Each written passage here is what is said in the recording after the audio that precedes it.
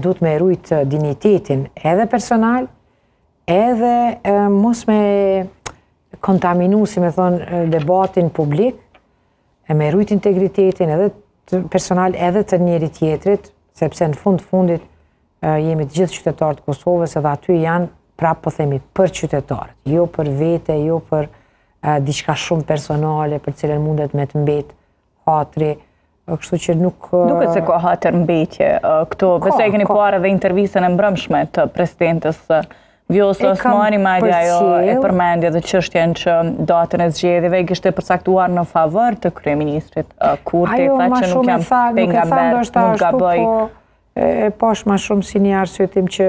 më thonë, si një mbrojtje ndaj akuzave që po i bëhen, se si mundet një person pra mu konsideru që është armik, kur një farmyre kam bërë veprime konkrete që kanë qenë në favor t'juajnë. Por që ishte presidente. Kjo me një herë ka iritu opozitën duke ardhë, si me thonë, atë pikë që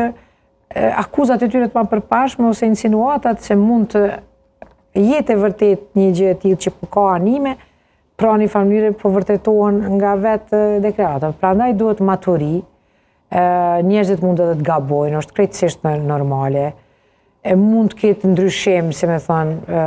nëse për shembull ka pas përpara një bashkëpunim, është krejt normale me konsideru një